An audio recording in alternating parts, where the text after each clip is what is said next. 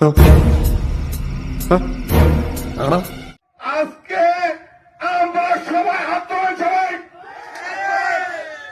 শপথ করে বলছি, এই চিত্রা ইউনিয়ন থেকে দালালকে পিটিয়ে তাড়ানোর ইতিহাস। না ভাই, আমি এইসব মারামারিতে নাই। কেন? লাঠি দেখলে না আমার মাথা ঘোরে। কয় কি? শীষে ভোট দিলে ইহকালে শান্তি পাবেন, পরকালেও মুক্তি পাবেন, অর্থাৎ ইহকালে শান্তি, পরকালে বেহেশতের ব্যবস্থা হবে ইনশাআল্লাহ। এই ধানের শীষ মার্কাকে ওনাকে জয়যুক্ত করবেন, তখনই অটোমেটিকলি আমরা সবাইকে ফ্যামিলি কার্ড, এই যে ফ্যামিলি কার্ড দিব। বলেন কি? এটা কি জানেন? বাজারে গেলে ফ্যামিলি কার্ড নিয়ে গেলে 100 টাকার বাজার 50 টাকা হয়ে যাবে। তার মানে এই কার্ড দেখলে দোকানি খরচের দাম কমিয়ে দেবে? হ্যাঁ। তা ভালোবাসায় নাকি ভয়ে? এটা হাস্যকর।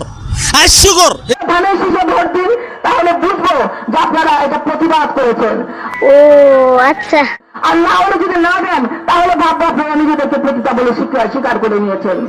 আপনি সবাইকে নিজের মতো ভাবেন কেন? আজকে ইসলামের প্রচারণা করতে গেলে মসজিদে উজু করার ব্যবস্থা হোক, ইলেকট্রিসিটি হোক, আজান দিতেছে মাইক হোক, উপরে আল্লাহ নিচে চলেন, কথা সত্য।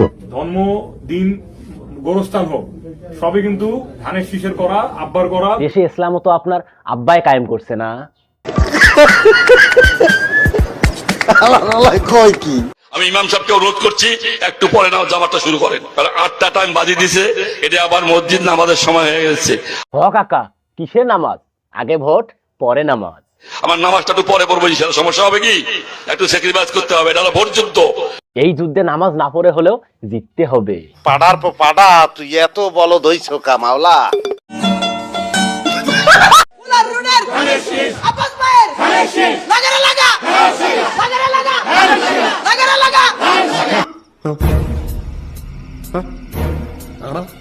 $10,000 টাকা পর্যন্ত যাদের কৃষি ঋণ এই মুহূর্ত পর্যন্ত আছে, ইনশাল্লাহ আগামী 12 তারিখে ধানের শীষ বিজয়ী সরকার গঠন করলে আমরা 10,000 টাকা পর্যন্ত কৃষি ঋণ সুদ সহ মওকুফ করব ইনশাল্লাহ। বুঝতেছেন আপনি কি বলতেছেন? এটা কিন্তু খুব ভালো উদ্যোগ।